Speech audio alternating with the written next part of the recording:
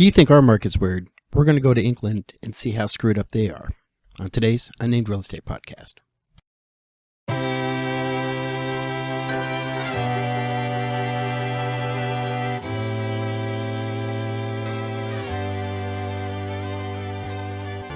hi there. My name is Charles Ray Dawson. I'm the Associate Broker, Residential Sales Manager, ProStar Realty. This is the Unnamed Real Estate Podcast, episode 164. How you guys all doing today? Well, it is Thursday. It is the 28th. We are almost done with March. We are almost done with the first quarter. All right, man, the last 3 months have gone by pretty quickly. So, how y'all doing? Okay, a couple things. One, I'm going to try not to talk as much as possible about the NAR thing, although I'll probably come up. We are, of course, always going to hit our numbers.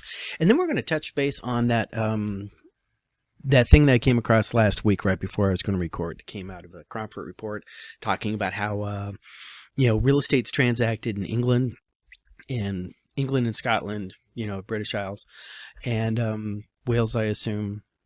Like I said, it's the United Kingdom. They got 3 different countries over there, 4 different countries. It just depends on how snotty the individual wants to be that you're talking to. I mean, it's not Britain. Parts of it are England. Some parts of it are North Ireland, although that's debatable and debatable with bombs.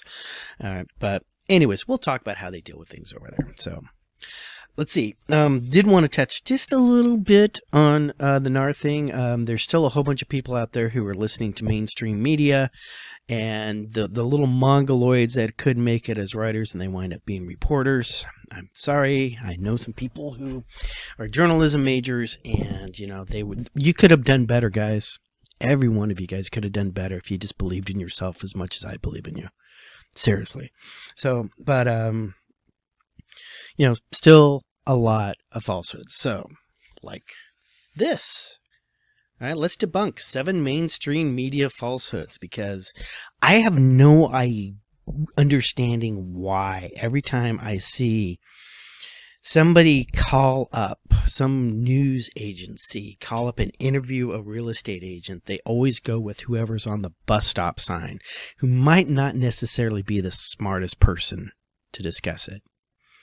Remember, you can leave me a private message or in the comments show below in case you ever need somebody intelligent on your newscast. Anyways, so long story short, let's just go over the top, all right?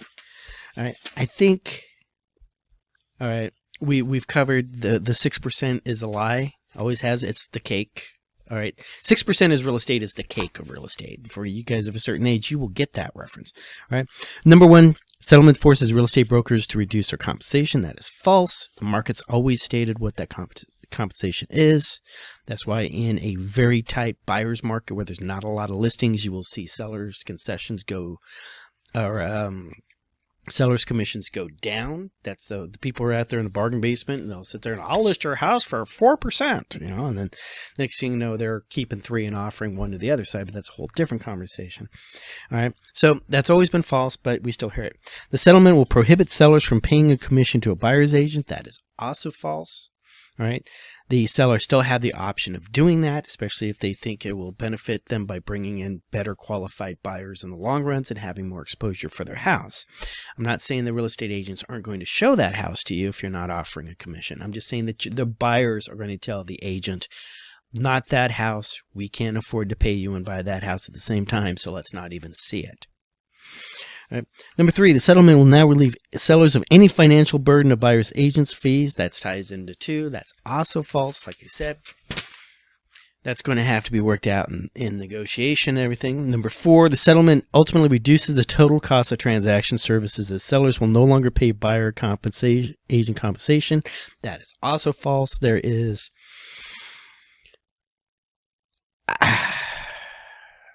trying not to get too ranty here.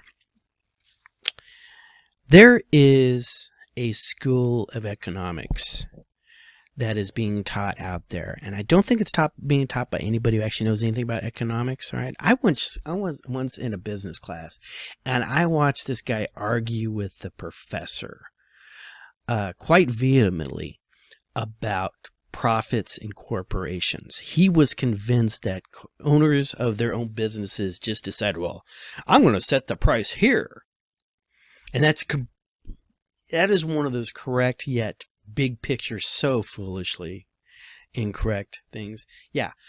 A seller can set a price anywhere. Trust me, I've had a lot of sellers who want to just list their house for way, way more than the market's going to worth. And they hire me to advise them saying, no, your house is not going to sell for that. Right? Bad agents will take the listing anyways and put the house on the market at that price the house does not sell at. That house will then sit on the market for 180 days, then fall off because the market was not going to allow that house to be bought.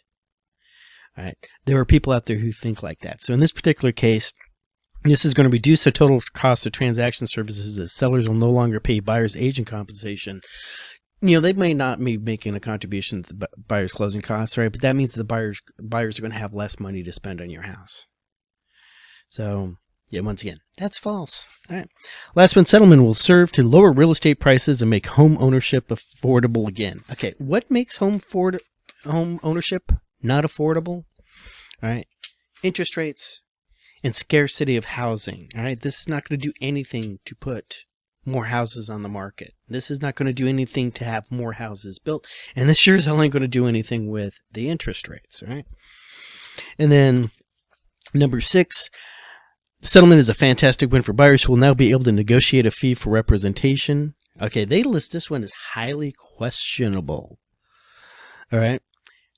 They'll now be able to negotiate the fee for representation when before they weren't paying for the representation themselves at all. And yes, I've had the conversation with people who said, well, since I'm giving it to the seller and the seller is passing out to you, that we could reduce the offer to the seller. It's like, that's not how that's going to work. Right? And ultimately, that's just not how it's going to work. The seller, I've never had a seller ever come up to tell me and say, how low can I sell this house so a first-time home buyer can start living the American dream?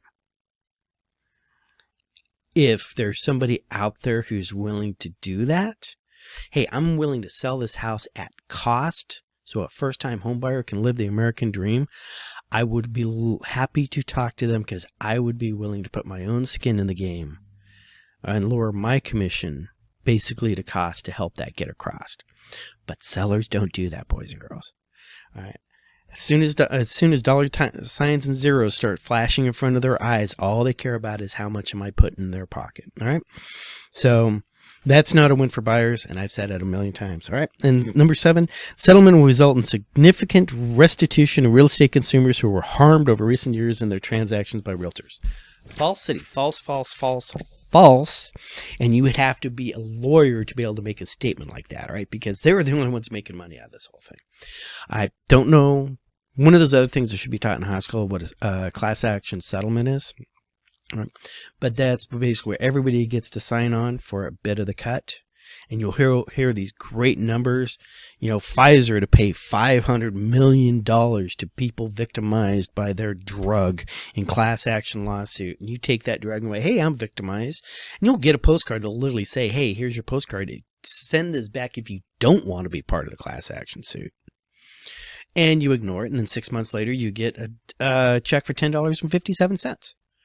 Right? Because that amount gets dispersed among everybody in the class. That's why it's called a class action suit. I think the last number I saw estimated on this would be $10. All right. So if you are a seller of a house, and I assume you bought on the other side, and you sold this house and you feel that you're victimized and you get that check for $10, I want you to take that and put it off to the side.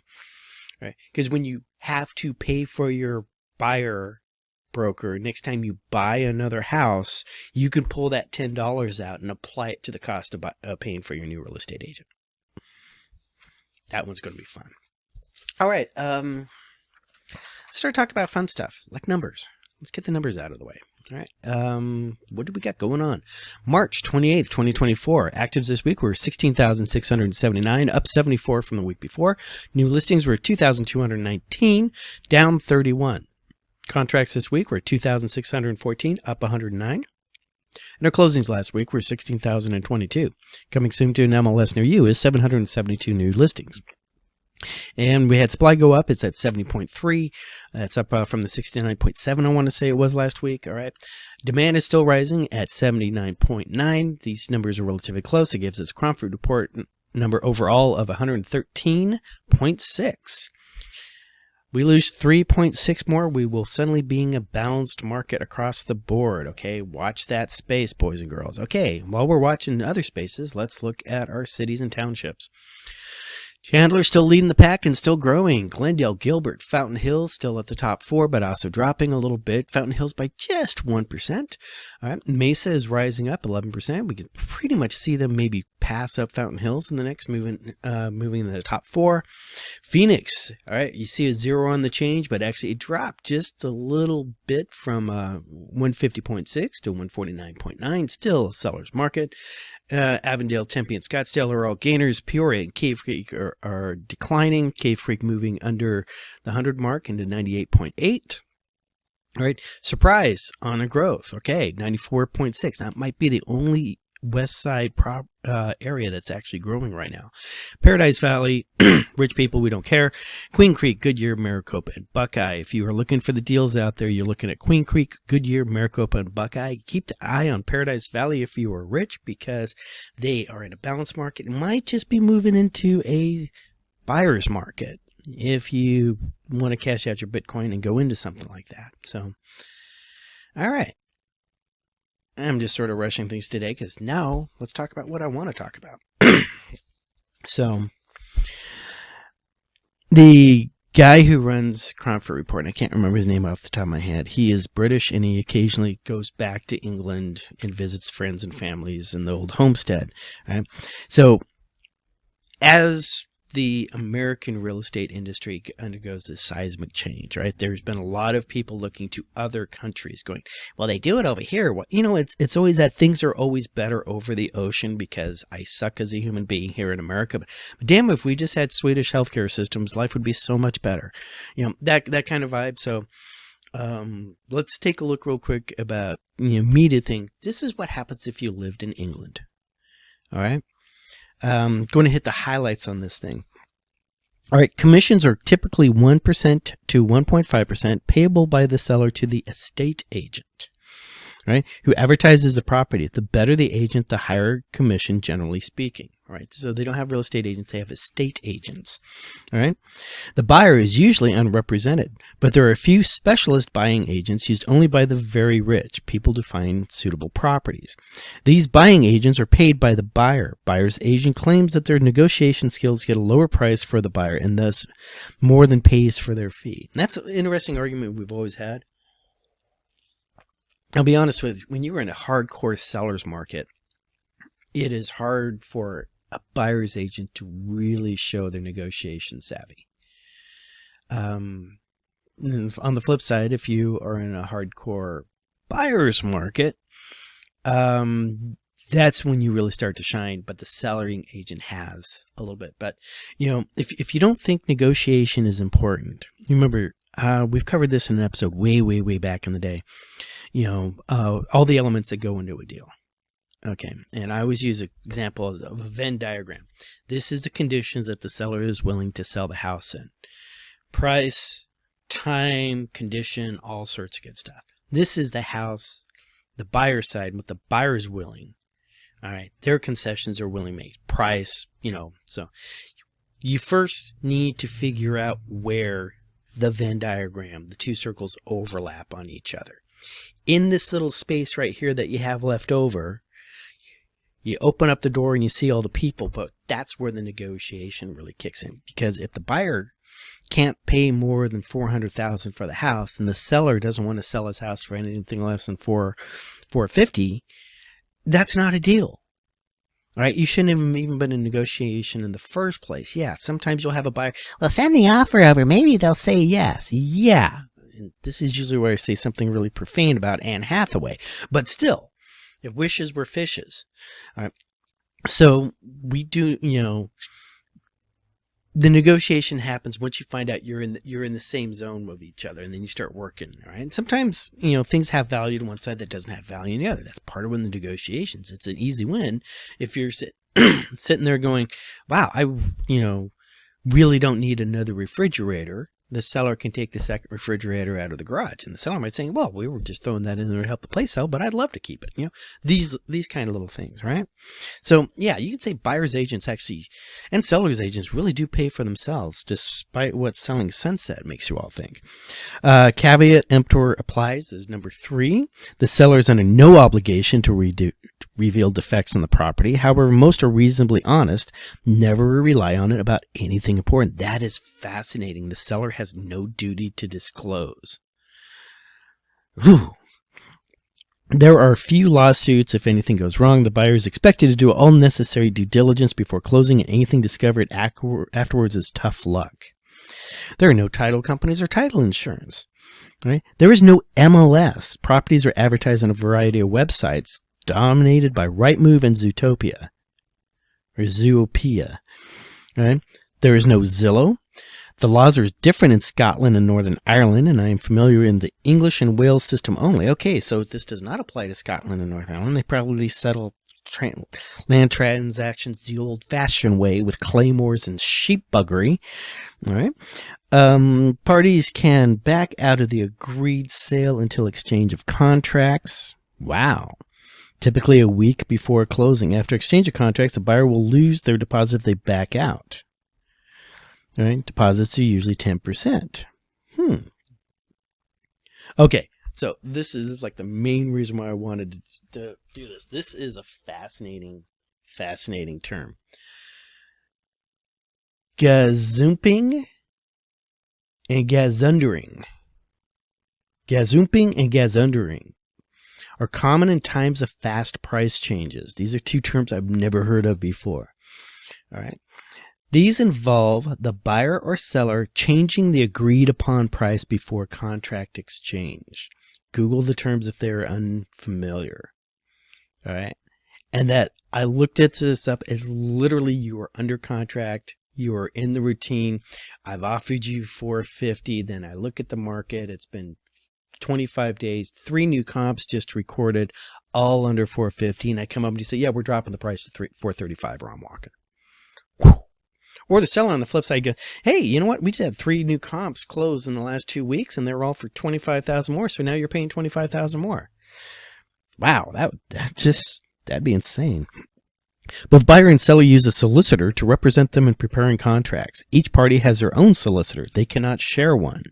A solicitor is a kind of lawyer, but they aren't qualified to represent you in courts like an attorney would be. Sometimes the lender could require a third solicitor to represent them. These can add a lot to closing costs. All right. This is one of those things that they have been trying to get in Arizona since day one. Seriously. According to the Arizona Constitution, all right, real estate agents, people who have a sales license, brokerage license in the state of Arizona, have the ability to negotiate and fill out contractual forms, pre-written contractual forms, and modify them with handwritten addendums. All right. That's a right that we have here in Arizona. That's why Ray gets paid. All right. In other states, you literally have to call in. A real estate agent will show you the pretty kitchen, and when you're ready to make an offer, the real estate agent will then call the attorney, or here's 3 attorneys you can work with, pick one, and then the attorney writes the offer. Blew my mind the first time I heard about this, and it was mostly back east where the attorneys are really tranched in, and obviously they got this from England. So you think my commission's bad? I mean, I've always joked, what would it be like if I could charge people by the hour and charge like an attorney? Oh, you decided to send me a text at 8:45 last night to ask about something that you could have read on the contract and we already discussed at 2:15? Yeah, I'm charging you another 15 minutes for that text. But over in England, that's where it's at, you know? Okay. Parties can back out of contracts at least until the exchange of contracts. Must be a legal term for them. All right. Both buyer and seller. Buyer has a fiduciary. The solicitor has a fiduciary duty to their clients. The agents do not. They are just marketing the property for a seller and often exaggerate or tell outright lies. Oh, be still my beating heart. Estate agents are not held in high esteem in the UK, but solicitors are usually respected. Okay, so come on down here to Crazy Ray's used car lot, you know, and Buy this car, also get a free house on the side. Pay no attention to this. This lovely little 3-bedroom, 2-bath over here was only lived in by a little old lady who only left the house to go to church every Sunday. Yeah, that's... Okay, so obviously do not go to England and expect to pick up girls being a real estate agent. All right, what else do we got? Estate agents have no required education and are not licensed. Anyone can be an estate agent just by choosing to call themselves one. However, wise sellers will carefully choose an agent based on reputation and local knowledge. All right, so if an agent works for a large agency, they will normally receive a salary plus commission. Very few people work for commission only. Ooh, salary. Okay, that brings up one of the things one of the ideas that were being floated by a talking head on television, one of those peroxide and blow-dried, bubbles of fluff out there. And this guy said, well, maybe real estate agents could get paid hourly. Okay. What a great idea. Who's going to pay them hourly? The broker? How does the broker get the money to pay the agent hourly? We'd have to charge up front. Now, I do know Redfin has I think it's Redfin, one of those big companies up there have something along the lines where it's basically, flat salary plus commission bonus and stuff like that. I also know that it's for the agent side, that's like a special level of hell, because you are pretty much more on call than ever before. But they also have enough of a market cap where they could do that. Right? They're making money this quarter to pay for next quarter's salaries and everything like that, hoping next quarter is actually going to make enough money to pay the quarter after that. So that's would be, I really, really try to figure out how do I, if they went down to this, how would I charge clients hourly? All right. Number two, if I was getting paid hourly, how would money come into the system for something like that? I just don't see it happening. One, we'd have a lot less agents, that's for sure. So maybe that wouldn't be a bad thing. Because you'd have to, coffees for closers and paychecks are for closers, and you definitely have to start producing at that point. What else we got? No formal contract is used in making an offer. The offer may be just a phone call followed by an email confirmation, voicemail, or text message. Property titles are recorded in a national database. The land registry. It can take months for a purchase to be recorded. Loans are recorded against the property along with all other restrictions or covenants that may place a heavy burden on the new owner. Seller can sell a house without an agent like a FSBO, but this is rare unless they're using a We Buy Any Home company as a buyer. And we see those guys all over the place, don't we? Closing takes 3 to 5 months. Many things can and do go wrong, and sales often fall through because something odd is discovered after the sale is agreed. A listing agent is paid out of the proceeds of the sales, as is the solicitor. Each party gets their own closing statement, not a common one for both. Okay. After agreeing a price, the buyer must conduct many searches to check the condition and legal status of the property. These searches are arranged by the buyer's solicitor, but require the cooperation of the seller's solicitor. They can take a very long time, sometimes months. It is common for the seller to show the property there rather than relying on the selling agent attending. That selling agent means buyer's agent. It is usual to have a long chain of transactions that all have to close at the same time. Oh, get this one. One end of the chain is a buyer who does not need to sell, and at the other end is a seller who does not need to buy. All the others have to buy and sell at the same time. This is a mess, but perfectly normal. You just have to keep calm and carry on. Boom. All right. I've been involved in stuff like this before, and I've covered this before. That's where multiple transactions are all happening on the same day because they're moving the money back and forth. Usually you see this a lot in the wholesaler world and stuff. Just picture that every transaction. You want to move up, but you got to sell your house and this one has to close. And just imagine trying to sell your house, but the buyer is a seller and their buyer may be having a divorce. Whew. Planning permission is a crucial ingredient. An acre with no planning permission may be worth $10,000. With planning permission, it could be worth $500,000. Planning permission comes from the local government authority. So, let me think about that one for a bit. We have something like that here where, with zoning and stuff like that, but the zoning is just like an overlay, and if you can build whatever you want to inside the zone with the restrictions, it's good to go. It sounds like over there, you actually have to walk your floor plans down. Yes, this is my floor plan. We're going to go about this and this and that and that thing. Well, what color are you going to paint it? I mean, just think of a super HOA. All right. That is in your back pocket, up your whatever, before you even break ground. Ooh. There are no fixed rate mortgages for more than 5 years. Most mortgages are variable rate, but some are called fixed rate, which means the rate is held steady for a short period up to 5 years, sort of like an adjustable rate mortgage. This is also really common in commercial here in the States, by the way. Lenders will usually require a formal valuation, and these are often quite expensive and usually paid for upfront. The borrower pays for this. Okay, sounds like an appraisal to me. There are no government guarantees on loan, and nothing like FHA, VA, Fannie Mae, or Freddie Mac. Down payments are usually larger, typically at least 10 and often 25%. This is one of my favorite. Fishing rights, hunting rights, mining rights are often separated from the property in question. Right. So you could have the fishing rights to your favorite stream and go on to somebody else's property to fish that particular stream. Cool. Or more than likely, whoever inherited that was the great-great-grandfather was the Lord of Smothyville's estates or something like that. And they just sold you the land but kept the rights to, basically run their fox hunt right across through your fields. All right. There are almost no condominiums. They're called common hold in UK. Apartments are almost always leasehold rather than freehold, and a third party owns the land and the freehold on the building. Owners must pay the freeholder ground rent, although this is often a trivial amount or even zero in a few cases. Leasehold will have a termination date which may or may not far into the future or many centuries away. This is important to check. Taxes payable by the buyer based on the contract price must be paid in full immediately after completion. It's called the stamp duty land tax. Sounds like a really great reason for a revolution, boys and girls. All right. And can amount to a very large sum, especially on luxury properties.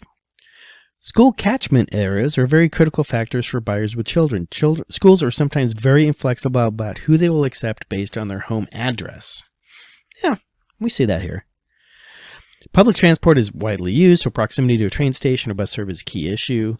Very few properties have air conditioning, can attest. Don't need it, but can attest.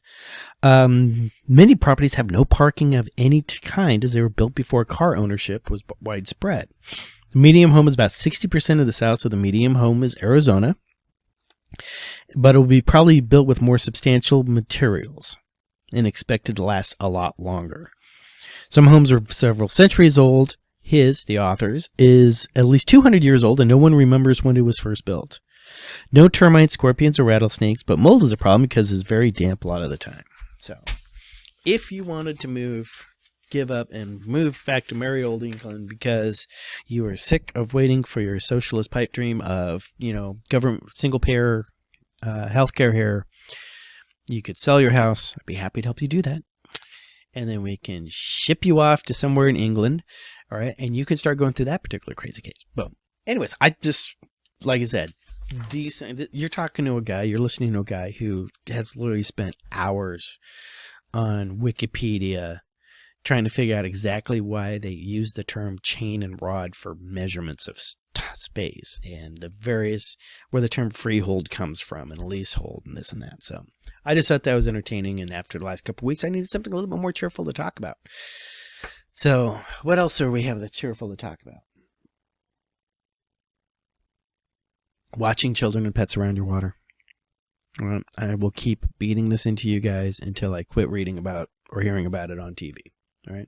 Personally, after this week, I think every swimming pool should just be banned in the state of Arizona. But that's a stretch. So, part of my negotiation, that was my big ask. So let's just back that whole thing back to watch your children and pets around water. If you're ever over at somebody's house and you realize that they do not have proper security devices around there, one, don't bring your kids, and I'm pretty sure they would appreciate that. Or two, if they have kids, start sharing them all the stories of children and pets drowning in there, and maybe they'll decide to put up a damn security gate.